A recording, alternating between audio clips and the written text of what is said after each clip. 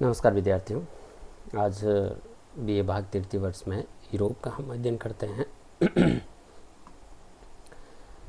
Europe के परिचय, उसके बाद वहाँ की जलवायु, फिर आबोहवा तंत्र के बारे में हमने पढ़ा।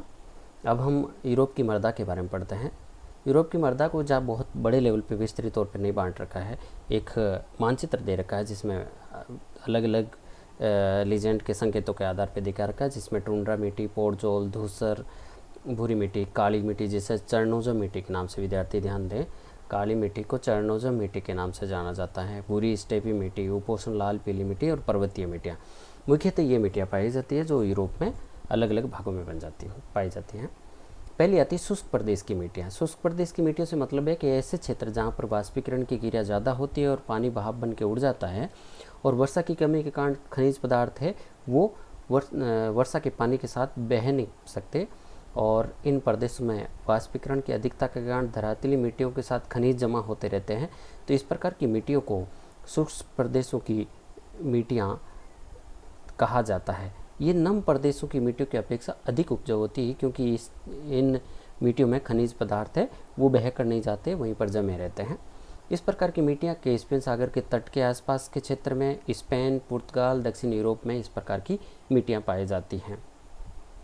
दूसरे प्रकार की मिट्टी आती है नम प्रदेश की मिट्टियाँ। पहली शुष्क, जहाँ वर्षा कम होने वाले क्षेत्र थे, और दूसरा है नम प्रदेश की मिट्टियाँ, ऐसे क्षेत्र जहाँ पर वर्षा शुष्क प्रदेशों की अपेक्षा वर्षा ज़्यादा होती है और अधिक वर्षा के कारण वहाँ पर चूना और जो लवण पाए जाते हैं वो वर्षा के जल के साथ घुलकर यहाँ तो अन्यत्र बह कर चले जाते हैं, यहाँ मृदा की निचली सतहों में, तह में, स्तर में चले जाते हैं, जिसके कारण ऊपरी भाग है वो खनिज पदार्थ और जैव रहित हो जाता है, और जिसके कारण इस मृदा का रंग है वो लाल रंग हो जाता है, क्योंकि उसमें ऑक्साइड की मात्रा बची रह जाती है और ह्यूमस की मात्रा कम हो जाती है।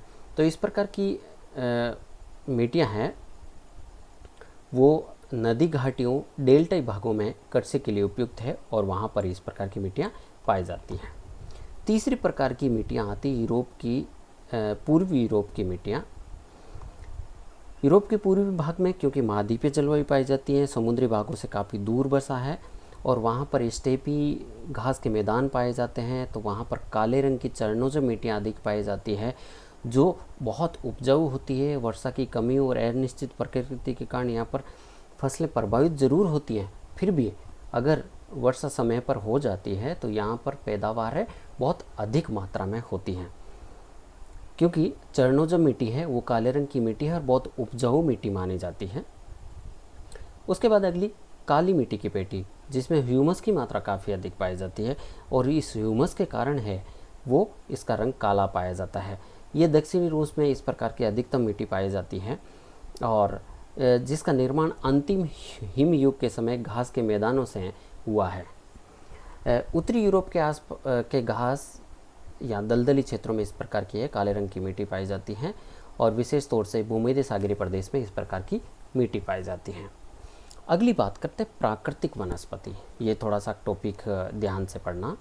प्राकृतिक वनस्पति, प्राकृतिक वनस्पति किसी भी क्षेत्र विशेष की अगर निर्धारित होती है कि वहाँ की धरातल और जलवायु पर निर्भर करती है। यूरोप एक इतना बड़ा महाद्वीप नहीं कह सकते, एक महाद्वीप है जहाँ पर जलवायु और धरातलीय स्वरूप में काफ़ी विभिन्नता पाई जाती है और इसके कारण विभिन्न क्षेत्रों में अलग अलग प्रकार की वनस्पति पाई जाती हैं। हालांकि यूरोप की जलवायु शीतोष्ण प्रकार की, इसलिए शीतोष्ण वनों का सर्वाधिक प्रभाव पाया जाता है या सर्वाधिक विस्तार पाया जाता है। भूमध्य सागरीय प्रदेशों में वहाँ की जलवायु के अनुरूप वनस्पति पाई जाती है। टुंड्रा प्रदेशों में वर्ष भर वर्षा होने के कारण, वर्ष भर हिमाच्छादित होने के कारण वहाँ पर केवल काई जैसी वनस्पतियाँ पाई जाती हैं। तो इस प्रकार विभिन्न कारकों के आधार पर यूरोप की प्राकृतिक वनस्पति को 8 भागों में विभाजित किया गया है। 8 भागों में इसका एक डायग्राम दे रखा है, अलग अलग मानचित्रों में बता रखा है। हालांकि इसमें 7 ही भाग दर्शा रखे हैं, क्योंकि ये जो अंतिम भाग है इसको ज़्यादा महत्व नहीं दिया गया है। पहली आती टुंड्रा वनस्पति प्रदेश। वनस्पति प्रदेश जो सबसे ऊपर वाला भाग है, ये वाला जो आर्कटिक महासागर के आसपास का क्षेत्र है।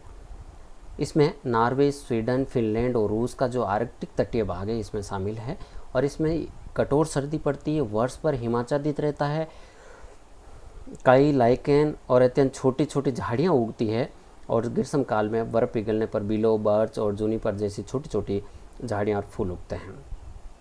दूसरी आती कोणधारी वन। कोणधारी वन ये यूरोप क्या विश्व भर में यूरोप के जो बोरियल वन, कोणधारी वन है वो प्रसिद्ध हैं। ये वाला भाग कोणधारी वनों वाला भाग जिसमें तिरछी लाइनों से दर्शा रखा है, ये वाला भाग आर्थिक रूप से बहुत बड़ा महत्व रखता है। ये कोणधारी वनों का विस्तार टुंड्रा प्रदेश के, इनका दूसरा नाम टेगा वनस्पति भी कहा जाता है कोणधारी वनों को। कोणधारी वन नाम देने के पीछे वजह यह है कि इन क्षेत्र की वृक्षों की जो पत्तियां हैं नुकीली और सुई की तरह कोण के आकार में इस तरह नुकीली होती है, उसी के आधार पर इनका नाम कोणधारी वन दिया गया है। और ये यूरोप में 35 से लेकर 62 डिग्री उत्तरी अक्षांशों के मध्य एक पट्टी के रूप में पाए जाते हैं। इस प्रदेश की वनस्पति के अंतर्गत उत्तरी रूस, फिनलैंड, स्वीडन, नॉर्वे का अधिकांश भाग इसमें सम्मिलित है। ये वन अपनी संरचना में अधिक शीत को भी सहन कर लेते हैं और क्योंकि इन वृक्षों की पत्तियों के तने पर सिरे से नीचे की ओर ढलवां फैली हुई होती है, जिसके कारण हिम वो पिघल जाती है, फिसल के नीचे गिर जाती हैं।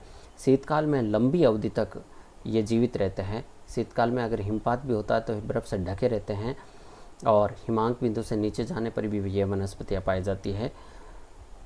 इन वृक्षों में पाइन, स्प्रूस, लार्च, सिल्वर, फर, बर्च आदि मुख्यतः। इन वृक्षों के नाम याद रखें कि कोणधारी वृक्ष कौन कौन से हैं। पाइन है, स्प्रूस है, लार्च है, सिल्वर, फर, बर्च आदि मुख्य रूप से हैं।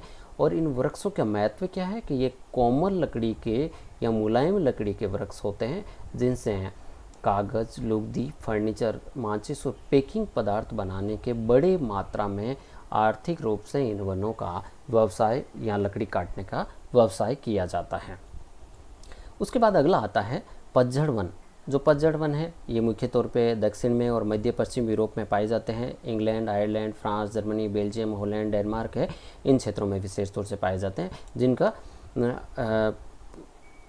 वन ये वृक्ष है एक समय विशेष में वन अपनी पत्तियाँ गिरा देते हैं। इनका आर्थिक महत्व ज़्यादा नहीं है। उसके बाद आता है अगला मिश्रित वन। यह वन प्रदेश है 60 डिग्री उत्तरी अक्षांश रेखा के दक्षिण में कोणधारी वन और चौड़ी पत्ती वाले वनों के मध्य मिलते हैं। इसमें कोणधारी वन भी पाए जाते हैं और चौड़ी पत्ती वाले वन भी पाए जाते हैं। इसमें मुख्यतः ब्रिटिश द्वीप समूह और से लेकर यूराल पर्वत श्रेणी तक एक पेटी के रूप में पाए जाते हैं। अगला आता है पेरी प्रदेश। पेरी प्रदेश जो विस्तृत घास की एक पेटी है, उसी से मिलती जुलती पेरी घास के मैदान है, उत्तरी अमेरिका में पाए जाते हैं। उसी तरह से मिलती जुलती हंगरी और रोमानिया में या रूस में जो काली मिट्टी का स्टेपी घास का क्षेत्र है, उसके आसपास के क्षेत्रों में इस तरह का विस्तार पाया जाता है। और इस क्षेत्र की घास को साफ करके गेहूं का बड़ी मात्रा में उत्पादन किया जाता है और पशुपालन का कार्य इन क्षेत्र विशेष में किया जाता है। उसके बाद आता है अगला स्टेपी प्रदेश। यूरोप में ये घास के मैदान दक्षिणी बुल्गारिया, हंगरी, रोमानिया, दक्षिण यूरोप, रूस, दक्षिण पश्चिमी स्पेन में मुख्य रूप से पाए जाते हैं। स्टेपी जो घास के मैदान है उन क्षेत्रों की बात करें, दक्षिणी बुल्गारिया, हंगरी, रोमानिया, दक्षिण यूरोप, रूस और दक्षिणी पश्चिमी स्पेन। वृक्षविहीन घास के मैदानों को स्टेपी के नाम से जाना जाता है और यहाँ बड़ी मात्रा में पशु चारण का कार्य किया जाता है। ये प्रदेश की मिट्टी अनुपजाऊ और खेती के लिए सर्वथा अनुपयुक्त है, परंतु कुछ मात्रा में यहाँ पर फसलें भी उत्पादित की जा रही हैं।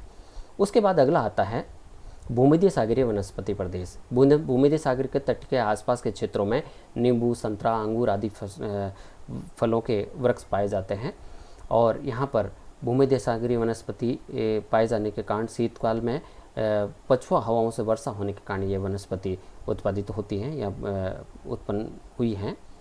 उसके बाद अंतिम आता है पर्वतीय वनस्पति। जो पर्वतीय क्षेत्रों के नीचे से ऊपर की ओर जाने पर विभिन्न प्रकार के वनस्पति पाई जाती हैं। ऊंचे पर्वतीय क्षेत्रों में कोणधारी वृक्ष ज़्यादा पाए जाते हैं और अच्छी वर्षा वाले क्षेत्रों में चौड़ी पत्ती वाले वृक्ष अधिक तथा कम वर्षा वाले क्षेत्रों में घास के मैदान मिलते हैं। तो इस प्रकार ये यूरोप की प्राकृतिक वनस्पति को